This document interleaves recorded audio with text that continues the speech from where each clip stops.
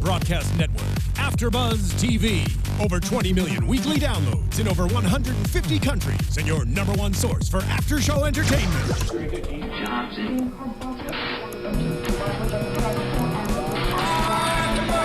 AFTERBUZZ TV, the destination for TV superfans, producing after-shows for over 300 of your favorite TV shows, interviewing celebrities and showrunners, and bringing you behind-the-scenes exclusives. All thanks to E! Entertainment's Maria Menounos, producer Kevin Undergaro, and internet leader Akamai.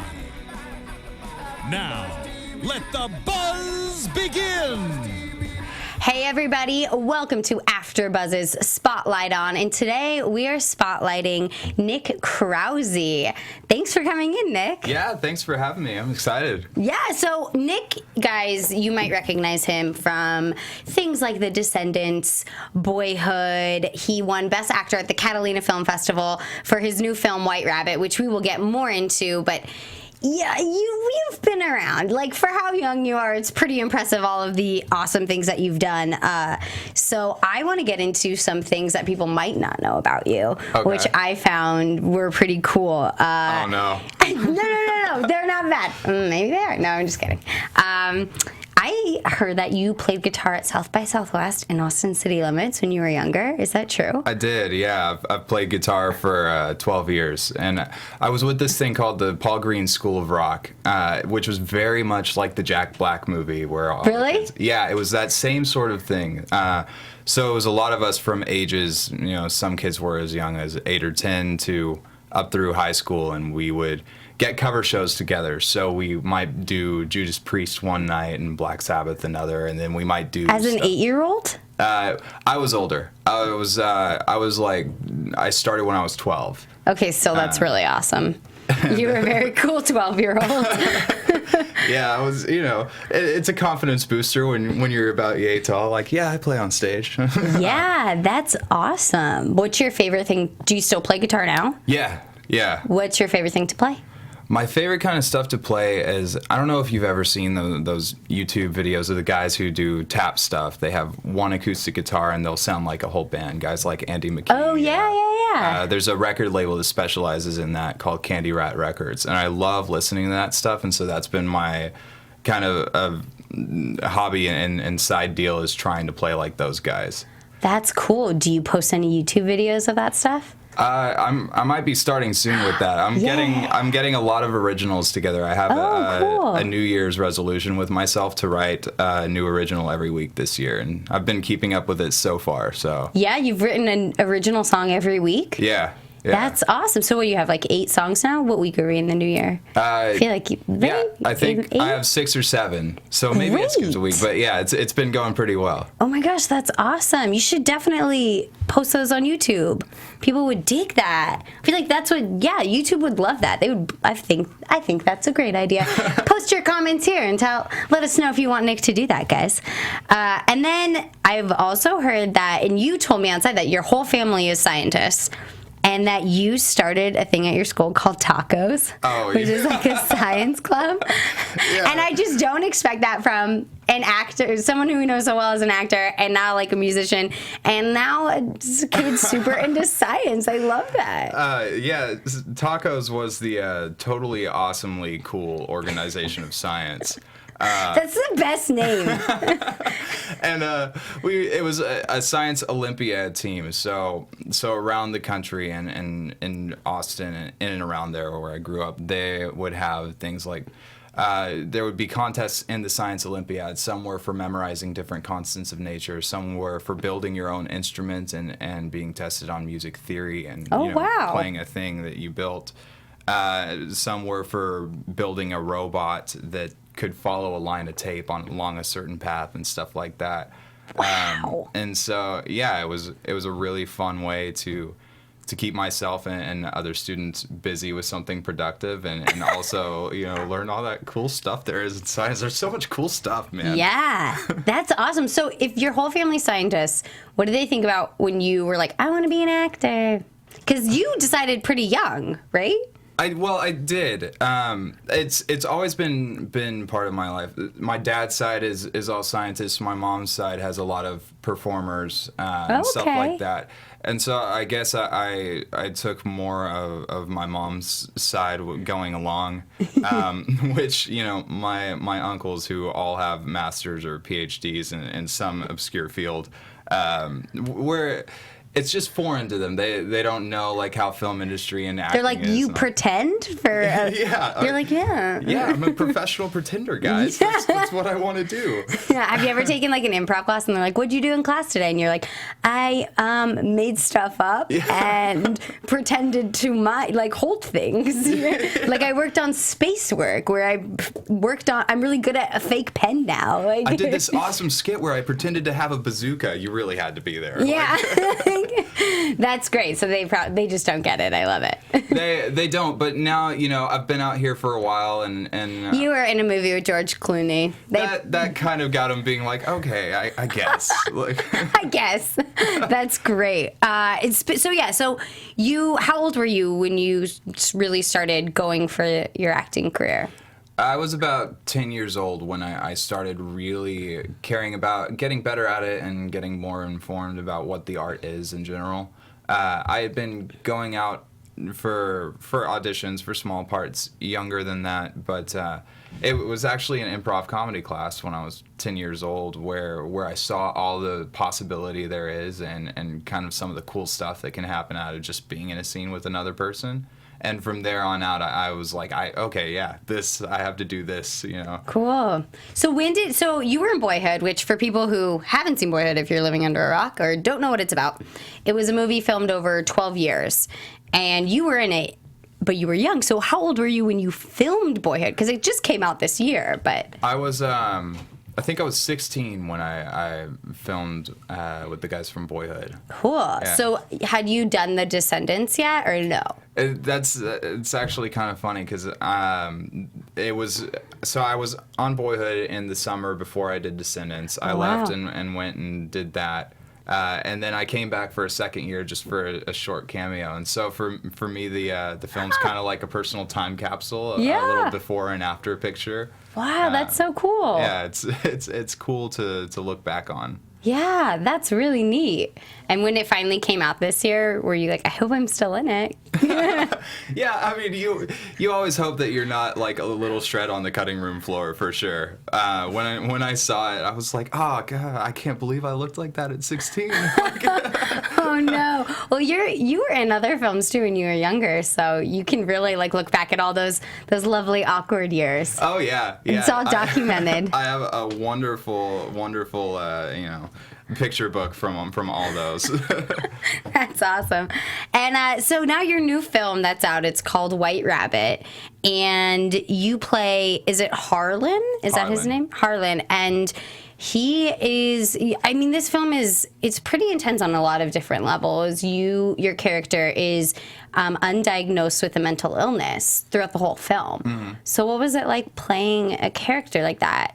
Were you nervous to play a character like that? Because obviously what we've seen you in, things like The Descendants and even on Parenthood, your characters are sort of similar in the sense that you're like kind of this bro-y dude. And so this is a little bit, it digs a little deeper into other topics. Yeah, no, I mean, it absolutely does. And doing a character like Harlan who, is afflicted with schizoaffective disorder and just lives in a very uncomfortable mental space over the course of his whole life, it's definitely a challenge. It's one that I was so excited to hop onto because I like doing hard things. They make you a better person, but and a better actor, I'm sure.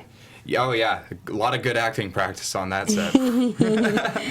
But it's that kind of fun that actors understand, where you want to live in a place where you feel like there's danger over your shoulder. You want to live in those emotional spaces that you never get to visit. That most people will never feel. Most people will never have the chance to really put all their effort into feeling that there's visions around them telling to do certain things, or feel the kind of paranoia that Harlan felt. And so it was a kind of fun, vicarious exploration of all that. Yeah. And you're sort of also shedding light on that type of people for, the majority of people who don't have mental illness can kind of see, when they watch this film, they can see like, oh, there are people who do go through things like that on a daily basis. Yeah, and I mean, that was one of my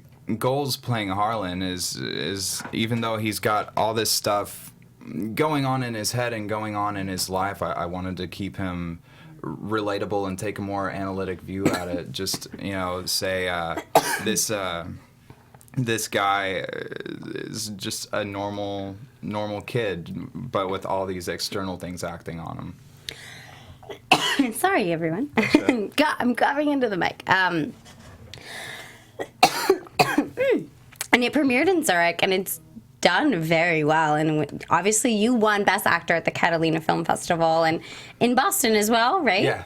Yeah. So congratulations, that's awesome. Thank you. And people can see it now. It came out on video on demand on February 13th, so it is out right now. But it is intense, and it also deals with other topics. So not only are you dealing with mental illness in this movie, but there are other deeper topics like school shootings and bullying. And were you nervous to tell a story like that? It is kind of nerve-wracking because, I mean, like you were saying earlier, I play a lot of those bro-y kind of characters. That's a very natural rhythm to fall into. And my nerves were kind of up high before getting on the set of White Rabbit, because I wanted above all else to just tell the story honestly, to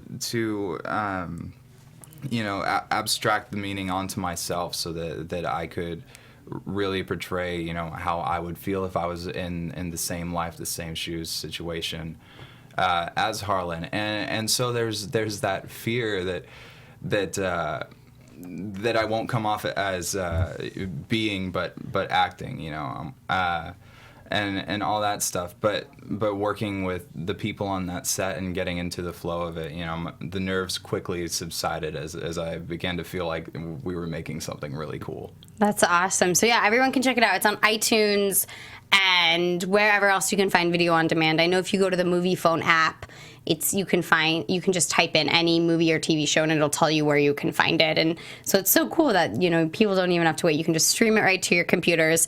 But it is intense and it is a little scary. So just letting you all know, but it's very well acted and you have the star of the film right here letting you guys know about it, which is so cool. Now, here at AfterBuzz, I always like to ask people, because we are a TV network, so I like to know, what's your favorite TV show?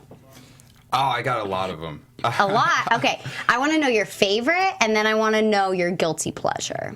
Okay. That maybe you're a little bit embarrassed about, and we're just going to tell everyone.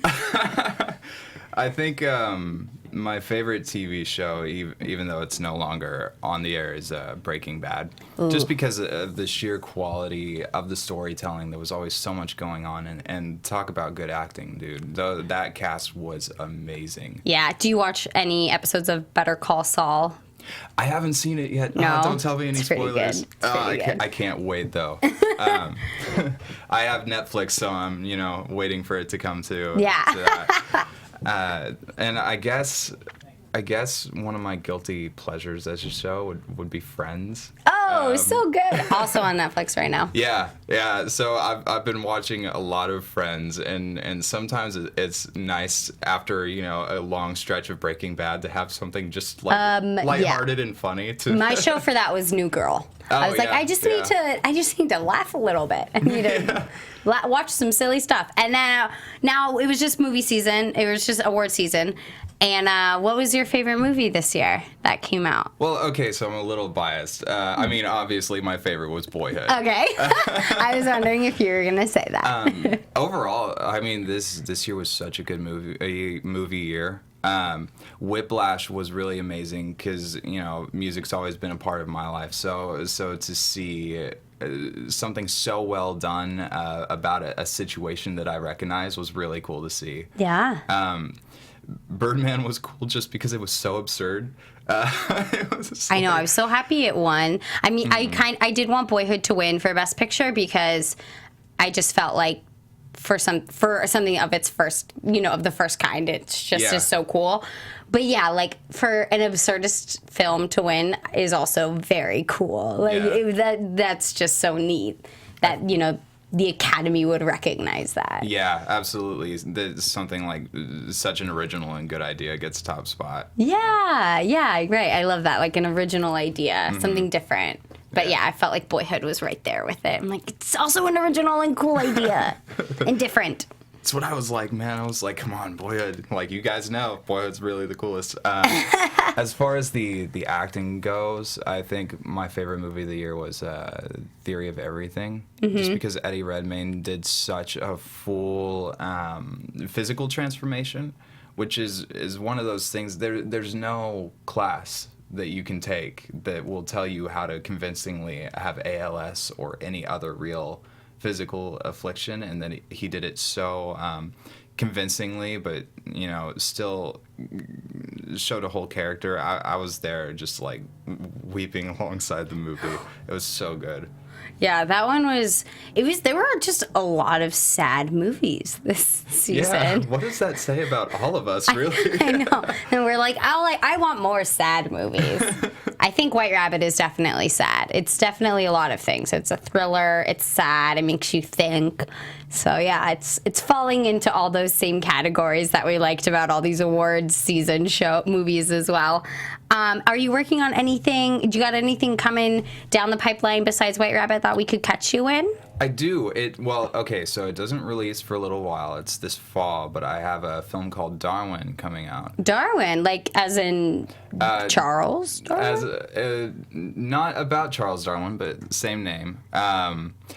And Darwin is about my character Darwin, who grows up. Ooh, you have the you have the title character. Yeah, it's kind of cool. Ooh, that's very cool. And it's set in a futuristic world that is not entirely unlike Fahrenheit 451, where everyone is forcefully, legally separated into computerized small apartments. All communication is digital. Nobody ever has true contact with another human being, to the point where people have forgotten how to speak, and worldwide people's legs and bodies are atrophied because they never move. And so this is a scary future that could be real.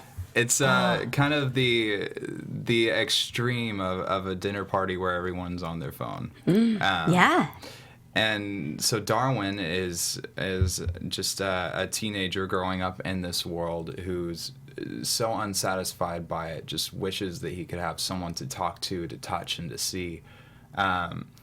And gets the chance to go explore the world as it is. And in the process, he has to learn how to fend for himself, learn how to walk and talk, and eventually... I love that they don't know how to walk, and he's a teenager. No, oh my God.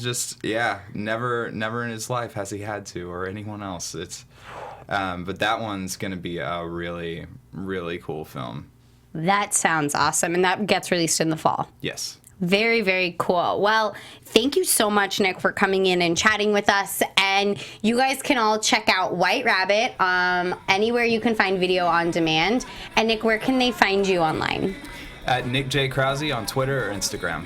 Awesome. And you guys can find me on Twitter and Instagram at Chloe West X. Thanks so much for watching.